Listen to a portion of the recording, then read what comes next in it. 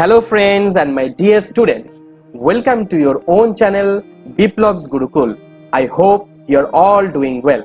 Students, in this video, we are going to learn how to construct a paragraph, a simple paragraph, step by step with or without points. So students, watch this video till the end because this video will be very important in your exam. So students, without wasting any time, let's get started. So students, চলো আজকে আমরা দেখি কি করে আমরা একটা paragraph লিখবো step by step এবং পয়েন্টস দিয়ে বা পয়েন্টস না দিয়ে। ঠিক আছে? তো সবার প্রথমে আমরা যেটা জানবো সেটা হচ্ছে প্যারাগ্রাফ কাকে বলে। What is the meaning of a paragraph?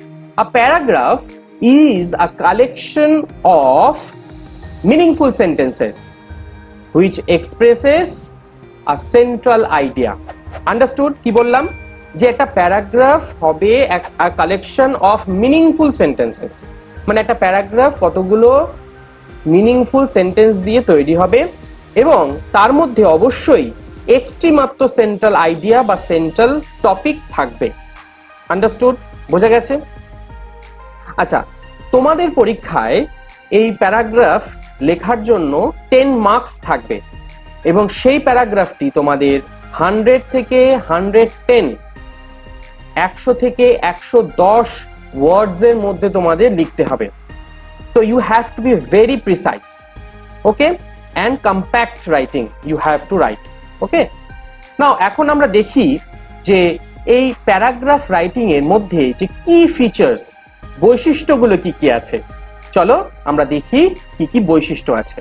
দেখো, প্রথম যে বৈশিষ্ট্যটা তোমরা দেখতে পাচ্ছ লেখা রয়েছে সেটা হচ্ছে সিঙ্গেল প্যারাগ্রাফ। এর মানেটা কি? তো তোমাকে এই যে প্যারাগ্রাফ, এটা কিন্তু তোমাদের একটি মাত্র প্যারাগ্রাফে লিখতে হবে। ঠিক আছে? এটা কিন্তু এসে নয়, এটা প্যারাগ্রাফ আর সিম্পল এবং শর্ট প্যারাগ্রাফ, এবং সেটা একটি মাত্র প্যারাগ্রাফেই লিখতে হবে। তোমরা লক্ষ্য করে দেখবে তোমাদের প্রশ্নে দেওয়া থাকে রাইট আ প্যারাগ্রাফ অন কোন একটা টপিকের উপর, তাহলে অবশ্যই সেটা একটি মাত্র প্যারাগ্রাফের মধ্যে লিখতে হবে, প্যারাগ্রাফ ব্রেক করলে চলবে না। বোঝা গেছে? এবার চলো আমাদের নেক্সট যে ফিচার তাতে লক্ষ্য করি। It should start with an indent. এখন ব্যাপারটা কি ইনডেন্ট? ব্যাপারটা কি? ইনডেন্ট হচ্ছে যখন প্যারাগ্রাফটা তুমি লেখা শুরু করবে, টাইটেলটা দেওয়ার পর সেই টাইটেলের পর বাক্য যখন শুরু করছো লেখা, প্রথম দিকে 1 ইঞ্চির মতো জায়গা ছেড়ে দিয়ে লেখাটা শুরু করতে হয়। এটাকে যে ছাড়া অংশটাকে বলা হয় ইনডেন্ট, বা এই যে ছেড়ে লেখাটাকে বলা হয় ইনডেন্টেশন। ওকে, তো তোমাদের কিন্তু এটাকে পালন করতে হবে। তোমাদের যখন লেখা শুরু করবে 1 ইঞ্চির মতো জায়গা ছেড়ে তারপর তোমরা প্যারাগ্রাফটা লেখা শুরু করবে। তো এটা একটা কি ফিচার্স এর মধ্যে পড়ছে। চলো আমাদের নেক্সট ফিচারের মধ্যে চলে যাই। Next feature which is it must have logically connected sentences. তো তোমাদের প্যারাগ্রাফে যতগুলো সেন্টেন্স থাকবে সেগুলো যেন প্রত্যেকের সঙ্গে প্রত্যেকটা কানেক্টেড থাকে, যেন একটার সঙ্গে আরেকটা বিচ্ছিন্ন না হয়ে যায়। বোঝা গেছে? এবং নেক্সট কি বলছে, নেক্সট যে কি ফিচার সেটা দেখো, বলছে গ্রামাটিক্যালি কারেক্ট সেন্টেন্সেস। তোমরা এটা জানো যে কোনো ইংলিশ লেখার ক্ষেত্রে, ল্যাঙ্গুয়েজ হোক, লিটারেচার হোক, গ্রামার কিন্তু খুব ইম্পর্টেন্ট একটা বিষয়, কারণ গ্রামার ভুল হলে তোমাদের কিন্তু মার্কস ডিডাক্টেড হতে পারে। সেই জন্য তোমাদের সকলকেই গ্রামাটিক্যালি কারেক্ট সেন্টেন্স লিখতে হবে। ঠিক আছে? যা লেখো সেটা যেন গ্রামাটিক্যালি সেটা ঠিক হয়। বোঝা গেছে? চলো চলে যাই আমাদের নেক্সট কি ফিচারের দিকে। সেটা হলো কি ইউনিটি অ্যামাং দ্য সেন্টেন্সেস। তোমরা যে সমস্ত সেন্টেন্সেস গুলো লিখবে তাদের মধ্যে যেন একটা একত্র ভাব বা একটা ঐক্য ভাব থাকে। ঠিক আছে? দুটো সেন্টেন্স একটি টপিকে এবং দুটো সেন্টেন্স অন্য একটি টপিকে, এরকম বললে যেন না হয়। ঠিক আছে? কোনো প্যারাগ্রাফে তুমি দুটো ধরো লিখছো কোনো অ্যাডভান্টেজ, তুমি অ্যাডভান্টেজের দুটো সেন্টেন্স লিখে আবার ডিসঅ্যাডভান্টেজের দুটো সেন্টেন্স লিখছো, আবার অ্যাডভান্টেজের দুটো সেন্টেন্স লিখছো, আবার ডিসঅ্যাডভান্টেজের দুটো সেন্টেন্স লিখছো, এইভাবে যেন না হয়। যখন তুমি অ্যাডভান্টেজ লিখবে অ্যাডভান্টেজেস গুলো পরপর লিখবে, যখন ডিসঅ্যাডভান্টেজেস গুলো লিখবে তখন পরপর ডিসঅ্যাডভান্টেজেস গুলো লিখবে। বোঝা গেছে? তো এইটা ইউনিটি বলছে, তো একটা ইউনিটি কিন্তু তোমাকে অবশ্যই পালন করতে হবে। নেক্সট হচ্ছে লজিক্যাল অর্ডার। পরপর যে ঘটনাগুলি ঘটছে বা পরপর যেটা দেওয়া থাকে সেই অনুযায়ী কিন্তু একটা অর্ডার মেনটেন করতে হয়। বোঝা গেছে? তো it must have a logical order in the sentences. বোঝা গেছে? তো চলো আমাদের নেক্সট যে ফিচার তাতে চলে যাই। নেক্সট ফিচারটা কি আছে? Variety in expression. বোঝা গেছে? মানে তুমি কোন একটা টপিকের উপর যখন তুমি লিখছো, সেই লেখাটার যে এক্সপ্রেশন সেটা যেন সবসময় ডাউনওয়ার্ডস বা আপওয়ার্ডস না হতে থাকে। কখনো কখনো ডাউনওয়ার্ডস হতে পারে, কখনো কখনো আপওয়ার্ডস হতে পারে। তো এক্সপ্রেশন তোমাদের কিন্তু চেঞ্জ হলে খুব ভালো হয়। একই রকম এক্সপ্রেশনে পুরো লেখাটা না লেখাই ভালো।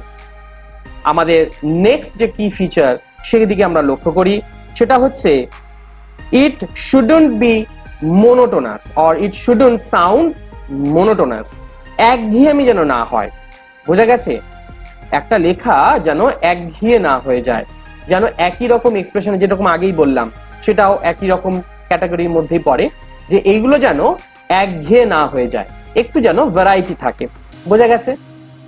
তো আশা করি তোমরা ফিচার্স গুলো ভালোভাবে জানতে পেরেছো, বুঝতে পেরেছো। এবার আমরা খুব ইম্পর্টেন্ট একটি বিষয়ের দিকে যাব, সেটা হচ্ছে কত রকমের প্যারাগ্রাফ তোমাদের পরীক্ষায় আসে। এটা জানা খুবই প্রয়োজনীয়। তো দেখো, তোমাদের বেসিক্যালি 4 ধরনের প্যারাগ্রাফ এসে থাকে। সেই প্যারাগ্রাফগুলো কি কি যদি আমি একটু বলি। দেখো, প্রথমে যেটা রয়েছে সেটা হচ্ছে ন্যারেটিভ। তোমাদের ন্যারেটিভ মানে যেগুলো ন্যারেট করতে হয়, ন্যারেটিভ যেগুলো প্যারাগ্রাফ আছে সেই রকম। তোমাদের কিছু উদাহরণ দিই। যেমন ধরো, তোমাকে বলা হলো যে ভিজিট টু আ ফেয়ার অথবা visit to a place of interest. বোঝা গেল? তো এই ধরনের যে প্যারাগ্রাফ গুলো সেগুলো হচ্ছে ন্যারেটিভ প্যারাগ্রাফ। ঠিক আছে? তোমাকে এগুলো ন্যারেট করতে হয়। নেক্সট হচ্ছে ডেসক্রিপটিভ। ওকে, নেক্সট কি বলছে? সেকেন্ড নম্বর হচ্ছে ডেসক্রিপটিভ। এই ডেসক্রিপটিভ প্যারাগ্রাফ গুলো কিরকম হয় আমি কিছু উদাহরণ দিচ্ছি। যেমন ধরো বললো ইয়োর স্কুল, ইয়োর হবি। ওকে, তারপর ধরো বললো কম্পিউটার, টেলিভিশন। তো এগুলো হচ্ছে ডেসক্রিপটিভ, এগুলো তোমাকে ডেসক্রাইব করতে হয় এক একটা। বোঝা গেছে? তো এইগুলোকে বলা হয় ডেসক্রিপটিভ প্যারাগ্রাফ। থার্ড যেটা রয়েছে সেটাকে বলা হচ্ছে আর্গুমেন্টেটিভ প্যারাগ্রাফ। বোঝা গেছে? Argumentative paragraph. এর কিছু উদাহরণ তোমাদের বলি, মানে যেখানে কিছু আর্গুমেন্ট থাকে। যেমন তোমাদের ধরো বললো যে advantages or disadvantages of mobile phone. Okay, advantages or disadvantages of computer, advantages or disadvantages of technology. Okay, তো এই ধরনের যে প্যারাগ্রাফস গুলো সেগুলো হচ্ছে তোমার আর্গুমেন্টেটিভ যে প্যারাগ্রাফস তার মধ্যে পড়ে। বোঝা গেছে? এবার চতুর্থ বা ফোর্থ যে ক্যাটাগরি প্যারাগ্রাফ তোমাদের থাকে সেটা হচ্ছে রিফ্লেকটিভ। রিফ্লেকটিভ তার মানেটা কি? এখানে তোমাদের কিছু ইস্যুস যেগুলো অলরেডি রয়েছে সেখানে তোমাদের বেসিক্যালি তোমাদের যে রায়, তোমাদের রিফ্লেকশন, তোমাদের রিয়াকশনস কি কি সেইগুলোর উপর তোমাদের কিছু প্যারাগ্রাফ লিখতে দেয়। যেমন একটা উদাহরণ দিয়ে বলছি, ডাউরি সিস্টেম, বা ধরো বলছি তোমাদের চাইল্ড লেবার। তারপর ধরো বলছি যে এনি পলিসি, যে আমাদের চারপাশে যে সমস্ত পলিসিস গুলো রয়েছে, ঠিক আছে, যোজনা রয়েছে, তাদের ওপর যদি কিছু একটা তোমাদের লিখতে দেওয়া হয় তাহলে সেইগুলো হচ্ছে রিফ্লেকটিভ প্যারাগ্রাফ বলে। বোঝা গেছে? তো 4 রকমের প্যারাগ্রাফ তোমরা ভালো মতন বুঝে গেছো, কোন কোন ধরনের প্যারাগ্রাফ, তাদের ক্যাটাগরিজ কি কি। এবার আমরা চলে আসি যে একটা প্যারাগ্রাফ, একটা সিম্পল প্যারাগ্রাফ যে কোনো ক্যাটাগরির হতে পারে, সেই ক্যাটাগরির প্যারাগ্রাফ গুলো আমরা কার পরে কোনগুলো লিখে একটা সঠিকভাবে আমরা প্যারাগ্রাফ টোটাল প্যারাগ্রাফ আমরা লিখতে পারবো। ঠিক আছে? চলো আমরা সেই স্টেপ গুলো একে একে দেখি। স্টুডেন্টস, চলো আমরা দেখি টোটাল 5টা স্টেপে আমরা তোমার এটাকে ভাগ করেছি। এই 5টা স্টেপে প্রথম স্টেপটা কি আছে? Proper title. অবশ্যই তোমরা দেখেছো প্রত্যেকটি প্যারাগ্রাফে একটি করে টাইটেল থাকে। তোমাদের সেই টাইটেলটা পরীক্ষার হলে দিয়ে দিতে পারে, বলে দিতে পারে যে এই টাইটেলের উপর লেখো, টপিকটার উপরে লেখো। তো সেই টপিকটা, মেইন যে টপিক বা আইডিয়া দিয়ে তোমাদের যে আইডিয়ার উপর তোমাদের লিখতে হবে কোনো প্যারাগ্রাফ, সেটাই তোমাদের টাইটেলে দিতে হবে। তুমি যখনই আর্টিকেল এবং প্রিপোজিশন ছাড়া যে ওয়ার্ডস গুলো রয়েছে তার প্রথম লেটারটা ক্যাপিটাল লেটার দিয়ে শুরু করবে। বোঝা গেছে? তো আমাদের প্রথম যে স্টেপটা হলো সেটা হচ্ছে প্রপার টাইটেল। চলো আমরা নেক্সট যে স্টেপ তাতে চলে যাই, সেটা হচ্ছে proper tense. You have to decide in which tense you are going to write this paragraph. Understood? কারণ বিভিন্ন ক্ষেত্রে টপিকের উপর নির্ভর করে যে তুমি সেটা কোন টেন্সে লিখবে। সাপোজ ধরো তোমার কোনো এক্সপিরিয়েন্স লিখতে দেওয়া হয়েছে, যে তুমি কোথাও ঘুরতে গেছো তার এক্সপিরিয়েন্স লিখতে দেওয়া হয়েছে, সেখানে নিশ্চয়ই তুমি ফিউচার টেন্সে লিখবে না, বা সেখানে নিশ্চয়ই প্রেজেন্ট টেন্সে লিখবে না, পাস্ট টেন্সে লিখবে। আবার অন্যদিকে ধরো তোমার এম, ফিউচার প্ল্যানের কথা লিখতে দিয়েছে, বোঝা গেছে? তো তোমার ফিউচার প্ল্যান যখন বলছি তখন বোঝাই যাচ্ছে সেটা ফিউচার টেন্সে লিখতে হবে। তুমি কি করতে চাও, তুমি ভবিষ্যতে কি কি করবে সেইগুলো। তোমার এম ইন লাইফ যদি আমি বলি, তো সেই এম ইন লাইফ যখন আমি বর্ণনা করব তখন নিশ্চয়ই সেটা ফিউচার টেন্সে বেশিরভাগ লিখবো। আবার ধরো কোনো মনীষীদের বায়োগ্রাফি দিয়েছে, ঠিক আছে, সেক্ষেত্রে কি হবে, তাদের যে জীবন যেভাবে তারা কাটিয়েছে, তাদের যে পয়েন্টস গুলো দেওয়া থাকবে সেগুলো সবই পাস্ট টেন্সে দেওয়া থাকবে, কারণ তাদের জীবন অলরেডি তারা অতিবাহিত করে ফেলেছে। বোঝা গেছে? কিছু কিছু টপিকস আছে যেগুলোতে তোমাদের কিন্তু প্রেজেন্ট টেন্সে লিখতে হবে, যেগুলো কারেন্ট টপিকস। যেমন ধরো কোনো ডেসক্রাইব করতে দেওয়া হলো, যেমন ধরো তোমার হবি, যেমন ধরো তোমার এই যে বললাম কম্পিউটার, ঠিক আছে, যেমন ধরো ইয়োর স্কুল, এগুলো যখন তুমি ডেসক্রাইব করবে এগুলো অবশ্যই তোমরা প্রেজেন্ট টেন্সে ডেসক্রাইব করবে। বোঝা গেছে? কিন্তু এমন এমন কিছু প্যারাগ্রাফস আছে যেখানে অবশ্যই একই রকম টেন্সে হয় না, তোমাদের বুঝে টেন্স চেঞ্জ করে করে লিখতে হবে যদি প্রয়োজন হয়। নালে যেরকম বললাম যে আগে টপিকটা দেখবে, ভালো করে বুঝবে সেই টপিকটা অতীতকালে নিয়ে লেখা না ভবিষ্যতের না বর্তমানে, সেই অনুযায়ী তোমরা টেন্স প্রপারলি ব্যবহার করবে। বোঝা গেছে? নেক্সট এবার চলে যাই, স্টেপটা কি? স্টেপটা হলো ইন্ট্রোডাকশন। প্রথমে বলে রাখি, ইন্ট্রোডাকশন কিন্তু তোমরা আলাদা করে কোনো ভাগ করবে না। তোমরা যে একটা প্যারাগ্রাফ লিখবে সেই একটা প্যারাগ্রাফের মধ্যেই প্রথম দিকের কয়েকটা লাইন ইন্ট্রোডাকশন হিসেবে দেবে। বোঝা গেছে? আমরা চলো একটুখানি দেখে নিই যে ইন্ট্রোডাকশনে কি কি পড়ছে। তো যে কোনো প্যারাগ্রাফ যখন লিখতে যাবে তার প্রথমেই ইন্ট্রোডাকশনে কি থাকবে, যে টপিকটা তোমাকে দেওয়া হয়েছে সেই টপিকটা সম্পর্কে জেনারেল আইডিয়া, সেই টপিকটা সম্পর্কে একটা যদি ডেফিনেশন থাকে সেই ডেফিনেশনটা বা জেনারেল আইডিয়া, মানুষজন সেই ব্যাপারে কি কি জানে, তুমি কি কি জানো সাধারণভাবে, at the very first thought তোমার কি কি আসে সেই টপিকটা শুনলে, সেই জিনিসগুলো কিন্তু বেসিক্যালি ইন্ট্রোডাকশনে লেখা শুরু করতে হয়। মানে কি, তুমি সামনে যারা রিডার হবে তাদেরকে সেই টপিকটাকে ইন্ট্রোডিউস করাচ্ছ, আলাপ করাচ্ছ। বোঝা গেছে? তা তোমাকে প্রথমে কি করতে হবে, তোমাকে কিন্তু একটা কি দুটো, আমি ধরে নিচ্ছি দুটো সেন্টেন্স, যে দুটো সেন্টেন্স লিখবে ইন্ট্রোডাকশন হিসেবে, যে এর ডেফিনেশন কি, এই টপিকটা সাধারণ লোকে কিভাবে চেনে, okay, what is the topic about, তোমাকে কিন্তু প্রথমে লিখতে হবে একটা কি দুটো সেন্টেন্স। এবার চলো আমরা চলে যাই বডিতে। বডির মধ্যে কি কি পড়ছে? বডির মধ্যে আমাদের যে নেক্সট স্টেপ নাম্বার 4, ঠিক আছে, ফার্স্ট স্টেপ বললাম হচ্ছে প্রপার টাইটেল, সেকেন্ড স্টেপ বললাম প্রপার টেন্স, থার্ড স্টেপ বললাম introduction, and fourth step is body. Okay, তো তোমরা দেখতে পাচ্ছ বডি যে স্টেপটা তার আন্ডারে কিছু সাব ক্যাটাগরি রয়েছে, তার আন্ডারে কিছু পয়েন্টস রয়েছে। সেই পয়েন্টসের প্রথমে কি আছে, characteristics, classifications, description and cause of the topic. এটা ব্যাপারটা কি, দেখো যেহেতু আমাদের 4টে ক্যাটাগরির প্যারাগ্রাফ রয়েছে, সবার তো আর একই রকম ক্লাসিফিকেশন থাকবে না, বা সমস্ত প্যারাগ্রাফে তো ক্লাসিফিকেশন লিখতে হবে এমন তো নয়। তো যেখানে যেটা লাগবে, যদি দেখো যে সেখানে ক্লাসিফিকেশনস রয়েছে আমি দিতে পারি তো দেবে, যদি ধরো তার ক্যারেক্টার্স ফিচার্স গুলো কি কি রয়েছে যদি দেওয়া যেতে পারে তাহলে অবশ্যই দেবে। এবং যদি দেখো কোনো প্রবলেম, ধরো তোমাদের লিখতে দেওয়া হচ্ছে কোনো প্রবলেম, যেমন হচ্ছে ধরো চাইল্ড লেবার, এটা তার প্রবলেম, সোশ্যাল একটা প্রবলেম, তো সেখানে কজ কি কি হতে পারে, ঠিক আছে, কজ অফ দ্য প্রবলেম যদি আমি বলি, তাহলে সেইগুলো নিয়ে তোমাকে আলোচনা করতে হবে 3 থেকে 4টি বা 2 থেকে 3টি সেন্টেন্সে, ঠিক আছে, 2 থেকে 3টি সেন্টেন্সে তোমাকে কিন্তু এই বডির যে প্রথম পয়েন্টটা আমি বলেছি যে ক্যারেক্টারিস্টিক্স, মানে বৈশিষ্ট্য ক্লাসিফিকেশন, যদি কিছু তার মধ্যে শ্রেণীবিভাগ থাকে সেইগুলো, এবং ডেসক্রিপশন, তুমি যেই টপিকটা চুজ করেছো বা তোমাকে যে টপিকটা দেওয়া হয়েছে তার মধ্যে তাকে তুমি কিভাবে ডেসক্রাইব করতে পারো ইন ডিটেলে। বোঝা গেছে? আর যদি কজ করার থাকে, যদি কজ থাকে কিছু কোনো প্রবলেমের, তাহলে প্রবলেমের কজ তুমি দিতে পারো। ঠিক আছে? তো এইভাবে তোমাকে কিন্তু 2 থেকে 3টে সেন্টেন্স অবশ্যই দিতে হবে। ওকে, নেক্সট চলে যাই আমাদের নেক্সট পয়েন্ট, সেটা হচ্ছে আন্ডার দ্য পয়েন্ট বডি, সেটা হচ্ছে সাপোর্টিং সেন্টেন্সেস। তো তুমি যে টপিকটা বলছো, তুমি যে ডেসক্রিপশনটা দিচ্ছ, তার সাপোর্টে তুমি যদি কিছু বলতে চাও, একটা কি দুটো সেন্টেন্সের মধ্যে তুমি বলতে পারো। বোঝা গেছে?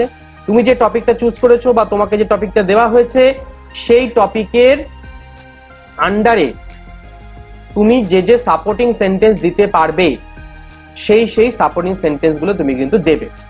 ঠিক আছে? এবার চলো আমরা চলে যাই পরের যে টপিক, সেটা হচ্ছে impact of the topic on আস। খুব ইম্পর্টেন্ট। দেখো, আমাদের প্যারাগ্রাফে যে সমস্ত পয়েন্টস গুলো দেওয়া থাকে, তারা সকলেই কিন্তু আমাদের জীবনের সঙ্গে জড়িত। টপিকগুলো আমাদের জীবনে কিভাবে প্রভাব ফেলেছে, সেটা ভালো হোক কি খারাপ, এই সব নিয়েই কিন্তু, যেটা বলেছিলাম আমি, অ্যাডভান্টেজেস অর ডিসঅ্যাডভান্টেজেস। বোঝা গেছে? যদি কোনো অ্যাডভান্টেজেস থাকে অবশ্যই, যদি কোনো ডিসঅ্যাডভান্টেজেস থাকে অবশ্যই সেগুলো লিখতে হবে। বেশি নয় 2 থেকে 3টে সেন্টেন্সে। এই যে পয়েন্টটা বললাম সেটা কি, impact of the topic on আস, মানে আমাদের ওপর, মানব জাতির ওপর সেই টপিকটা কিভাবে প্রভাব ফেলেছে, সেইটা তোমাকে 2 থেকে 3টি সেন্টেন্সের মধ্যে লিখতে হবে। বোঝা গেছে? অবশ্যই গ্রামার মেনটেন করে এবং তোমাদের সমস্ত যে রুলস, সেন্টেন্সের রুলস, সেইগুলো মেনটেন করে। বোঝা গেছে? যেগুলো আমি এর আগে বলেছি ফিচার্স এর মধ্যে। নেক্সট যেটা বলছে, use at least 2 idioms or 2 phrasal verbs. এটা কিন্তু খুব ইম্পর্টেন্ট তোমাদের পরীক্ষায় মার্কস পাওয়ার জন্য। এটা বারবার করে বলছি, যদি তোমরা প্যারাগ্রাফে 2টো ইডিয়মস অথবা 2টো ফ্রেজাল ভার্বস ব্যবহার করো, তাহলে কিন্তু একটা সাধারণ লেখাও অসাধারণ হয়ে যেতে পারে। তার মানে তোমাদের কিন্তু সেখানে একটা মার্কস ক্যারি করার ব্যাপার থাকবে। তাহলে অবশ্যই তোমরা কিন্তু এটাকে ফলো করবে। তোমরা 2টো ইডিয়মস এবং 2টো ফ্রেজাল ভার্বস অবশ্যই চেষ্টা করবে ব্যবহার করবার। তবে হ্যাঁ, যদি ফ্রেজাল ভার্বস ব্যবহার করো, তাহলে কিন্তু খুব সাবধানে, তোমাদের ভেবেচিন্তে যেটা সঠিক বলে মনে হবে সেটাই ব্যবহার করবে। কারণ ফ্রেজাল ভার্বস যদি ভুল হয়, তাহলে কিন্তু সেন্টেন্সটা ভুল হয়ে যাবে, আর তোমাদের ভুল হলে কিন্তু মার্কস কেটে নেওয়া হবে। তাই সেই দিকটা তোমরা কিন্তু খুব ভালো করে দেখবে। অবশ্যই ইডিয়মস এবং ফ্রেজাল ভার্বস চেষ্টা করবে ব্যবহার করবার। চলো আমরা আমাদের শেষ যে পয়েন্ট, সেটা হচ্ছে কনক্লুশন। কনক্লুশনটা কি, মানে উপসংহার। তোমাকে যে টপিকটা দেওয়া হলো, এতক্ষণ ধরে যে টপিকটা তুমি শুরু করলে, যে টপিকে তুমি ডেসক্রিপশন দিলে, যে টপিকে তুমি ইম্প্যাক্ট বললে, এই সমস্ত কিছুকে এবার কমপ্লিট করতে হবে, কম্প্যাক্ট করতে হবে। ঠিক আছে? তো এই প্যারাগ্রাফটাকে শেষ করতে তোমাকে যে কনক্লুশন দিতে হবে, অবশ্যই তার মধ্যে একটা পজিটিভ ভিউ দেবে। তোমাদের পজিটিভ ভিউটাই দেবে, নেগেটিভ ভিউ দেবে না। বোঝা গেছে? তোমরা তার মধ্যে তোমাদের নিজস্ব কিছু যদি ওপিনিয়ন থাকে বা যদি পয়েন্টসে দেওয়া থাকে, সেই পয়েন্টসের বা তোমার নিজস্ব কোনো মতামত, তোমার ভিউজ, ঠিক আছে, সেটা কনক্লুশন হিসেবে দেবে। যদি প্রবলেম হয়ে থাকে তার সলিউশন তোমরা দিতে পারো। যদি টপিকটা কোনো প্রবলেম রিলেটেড হয়, সোশ্যালি কোনো স্প্রেডেড কোনো একটা সমস্যা যদি হয়, আমাদের চারিপাশে সমাজে অবস্থান করছে যে সমস্যাগুলো, সেই সমস্যা দিয়ে যদি কোনো টপিক দেয়, তোমরা তাহলে শেষের দিকে তার সলিউশন দিতে পারো। বোঝা গেছে? তো অবশ্যই তুমি প্যারাগ্রাফ শেষ করবে একটা পজিটিভ নোট দিয়ে। ক্লিয়ার? আশা করি তোমরা বুঝতে পেরেছো। এইভাবে তোমরা যদি প্যারাগ্রাফ সাজাও, তাহলে যে কোনো প্যারাগ্রাফ হোক তোমরা কিন্তু লিখে আসতে পারবে উইদাউট পয়েন্টস। এবার যদি পয়েন্টস দেওয়া থাকে তাহলে তো খুবই ভালো। চেষ্টা করবে প্রত্যেকটা পয়েন্টসে অন্তত করে 2টো সেন্টেন্স তৈরি করবার, প্রপার গ্রামার মেনটেন করে, প্রপার যে subject, proper verb, proper object দিয়ে, যেখানে অবজেক্ট দরকার হবে সেখানে অবজেক্ট দেবে, যেখানে অবজেক্ট দরকার হবে না সেখানে অবজেক্ট দেবে না। আর যদি সাবজেক্ট থাকে, ভালো করে সাবজেক্টটাকে ভেবে নেবে, 2-3 মিনিট একবার করে ভেবে নেবে যে জিনিসটা কি আছে। একটা খুব ইম্পর্টেন্ট তোমাদের কথা বলে রাখি, যে সমস্ত পয়েন্টস গুলো দেওয়া থাকে প্যারাগ্রাফে তোমাদের পরীক্ষায়, অবশ্যই কিন্তু তোমাদের সমস্ত পয়েন্টস গুলোকে ইলাবোরেটলি ডেসক্রাইব করতে হবে। তোমরা যদি এর বাইরেও কোনো পয়েন্টকে ডেসক্রাইব করতে চাও তাহলে ওয়েলকাম, কিন্তু যদি কোনো পয়েন্ট তুমি মিস করে যাও তাহলে কিন্তু সেখানে মার্কস ডিডাক্টেড হবে। ভালো করে শুনবে, মার্কস কিন্তু ডিডাক্টেড হবে যদি তোমরা পয়েন্টস বাদ দাও। তাই পয়েন্টস যেগুলো রয়েছে তোমরা এক্সপ্লেন করবে, যদি পারো তো এক্সট্রা পয়েন্টও দিতে পারো, তাহলে তোমাদের মার্কস বাড়বে। বোঝা গেছে? তো যদি আমি একটুখানি সামারি করি তাহলে ব্যাপারটা কি দাঁড়ায়, যে প্যারাগ্রাফ কাকে বলে? প্যারাগ্রাফ হচ্ছে এসেরই একটা ছোট রূপ, ঠিক আছে, যার মধ্যে কিছু সেন্টেন্সেস থাকবে, মিনিংফুল সেন্টেন্সেস থাকবে এবং একটি সেন্ট্রাল আইডিয়াকে ঘিরেই এটা লেখা হবে। বোঝা গেছে? প্যারাগ্রাফ ক রকমের হয় বললাম? 4 রকমের হয়। একটা বললাম ন্যারেটিভ, একটা বললাম ডেসক্রিপটিভ, একটা বললাম রিফ্লেক্টিভ, একটা বললাম আর্গুমেন্টেটিভ। ইয়েস, ঠিক বলেছো তোমরা, আর্গুমেন্টেটিভ। এবার যে কি ফিচার্সের মধ্যে কি কি বললাম, একটা বললাম সিঙ্গেল প্যারাগ্রাফে হবে, একটা বললাম তোমাদের সেখানে একটা ইউনিটি থাকবে, একটা ইন্ডেন্ট থাকবে, গ্রামার মেনটেন করা হয়, গ্রামার মিস্টেক যেন না হয়, তারপরে বলছে ভ্যারাইটি অফ এক্সপ্রেশন থাকতে পারে, আর বলছে যে এটা যেন মোনোটোনাস সাউন্ড না করে, ঠিক আছে। আর স্টেপস গুলো কি কি বললাম, প্রথমে টোটাল 5টা স্টেপ বলেছি। প্রথম স্টেপে হচ্ছে তোমাদের টাইটেল, দ্বিতীয় স্টেপে হচ্ছে টেন্স, তৃতীয় হচ্ছে ইন্ট্রোডাকশন, যার আন্ডারে রয়েছে তোমাদের বা general idea about the topic. বডিতে চলে যাও, বডির মধ্যে রয়েছে একটা হলো characteristics, classifications, description or cause of the topic. এগুলো যে কোনো একটা তোমাকে আলোচনা করতে হবে, ঠিক আছে। এটা তুমি বেশি নয় 2 থেকে 3টে সেন্টেন্সের মধ্যে লিখবে। আর তারপরে হচ্ছে সাপোর্টিং সেন্টেন্স, মানে তুমি যে টপিকটা নিয়েছো, তুমি যেটা ডেসক্রাইব করছো তার সপক্ষে তুমি যদি 2-3টে সেন্টেন্স দিতে পারো খুব ভালো হয়। তারপরে স্টেপ রয়েছে যে impact of the topic on আস, খুব ইম্পর্টেন্ট, যেটা তুমি 2 থেকে 3টি সেন্টেন্সের মধ্যে লিখতে পারো। তারপর রয়েছে use at least 2 phrasal verbs and 2 idioms, 2টো ফ্রেজাল ভার্ব এবং 2টো ইডিয়াম তোমরা ব্যবহার করবে, ঠিক আছে। আর লাস্ট যেটা ফিফথ যে পয়েন্টটা সেটা হলো কনক্লুশন, এবং সেটা অবশ্যই একটা পজিটিভ নোটে শেষ করবে। আশা করি তোমরা এগুলো পুরোপুরি বুঝতে পেরেছো। সো স্টুডেন্টস, চলো আজকে আমরা যে স্টেপসগুলো শিখলাম সেই স্টেপস দিয়ে আমরা একটা প্যারাগ্রাফ লিখে দেখাই। দেখো, আজকে আমি যে প্যারাগ্রাফটা লেখাচ্ছি সেটা হচ্ছে খুবই পরিচিত একটি টপিকের ওপর, সেটা হচ্ছে কম্পিউটার, ঠিক আছে। তো দেখো কিভাবে পয়েন্টস থেকে আমি একটা প্যারাগ্রাফ লিখে তোমাদের দেখাচ্ছি। তো পয়েন্টসগুলো কি রয়েছে? পয়েন্টসগুলোর মধ্যে রয়েছে ফার্স্টে introduction, next do difficult calculation, next store data, next speed and accuracy, next used in schools, colleges, libraries, hospitals, banks. Next, speedy transaction. Next, reservation. Next, telecommunication. Next, research work. Next, conclusion. So এই হলো points কম্পিউটারের ওপর তোমাদের দেওয়া topic. এগুলো দেখো দিয়ে আমি কিভাবে একটা প্যারাগ্রাফ লিখছি, এবং এটাও দেখবে যে আমার বলা সেই সমস্ত স্টেপসগুলো এখানে কোথায় কোথায় রয়েছে। Computer is the latest miracle of science. It can work out lots of calculations in a moment. It can store millions of information in it's memory. The main feature of computer is speed and accuracy. At present, computers are used in schools, colleges, banks, government offices, hospitals, libraries, and shops. The banks use it for speedy service to their customers. Railway and airline tickets are reserved with the help of computers. In factories, computers are used to save manual labor and quality control. Doctors take its help in diagnosing diseases and for medical tests.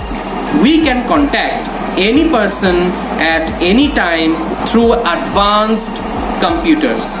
Scientific research work is now done with the help of computers. Space research has now reached a new dimension. Day will come when computer will do everything for us. Today, we must know ins and outs of computers. It's a crying need in this world of technology. We should call to mind that it should be used to improve employment opportunities and not to curtail them. তো তোমরা দেখতে পাচ্ছ এই প্যারাগ্রাফের মধ্যে কিভাবে আমি idioms ব্যবহার করেছি, ফ্রেজাল ভার্বস ব্যবহার করেছি, একটা ইউনিটি রয়েছে, সেন্টেন্সের মধ্যে যে গ্রামারের ইউজ সেটা ঠিকঠাক হয়েছে, একটা পজিটিভ কনক্লুশন হয়েছে। তো এইভাবে তোমাদের কিন্তু প্যারাগ্রাফ লিখতে হবে এই পয়েন্টসগুলো ব্যবহার করে। ঠিক আছে, পয়েন্টসের উপর আমরা দেখতে পাচ্ছি একটি কিংবা দুটি সেন্টেন্স তোমাদের লিখতে দেওয়া হয়েছে। আমি একটি দুটি সেন্টেন্সে লিখেছি একটি পয়েন্টসে। তোমরা যে বলেছিলাম যদি পয়েন্টস তোমরা না পাও তাহলে তোমরা যে স্টেপসগুলো দেখিয়েছি সেই স্টেপসগুলোকে তোমরা পরপর যতগুলো সেন্টেন্স করে বলেছি ততগুলো সেন্টেন্স দেওয়ার চেষ্টা করবে। আর তোমাদের এখানেও দেখিয়ে দিলাম যে কিভাবে প্রত্যেকটা পয়েন্টকে আমি ইলাবোরেটলি ডেসক্রাইব করেছি। আমি আশা করছি যে তোমাদের আর ভবিষ্যতে প্যারাগ্রাফ লিখতে কোনো সমস্যা হবে না। পরীক্ষায় যথেষ্ট স্বাচ্ছন্দ্যের সঙ্গে তোমরা কিন্তু পরীক্ষায় প্যারাগ্রাফগুলো লিখতে পারবে এবং অবশ্যই তোমরা ফুল মার্কস ক্যারি করবে। তো আজকে আমি ভিডিও এখানেই শেষ করছি। যদি তোমাদের ভিডিওটি ভালো লাগে তোমরা লাইক করবে, শেয়ার করবে, কমেন্ট করবে এবং সাবস্ক্রাইব করবে। তাহলে আজকে আমি এখানেই বিদায় জানাচ্ছি। দেখা হবে তোমাদের পরের ভিডিওতে। নমস্কার।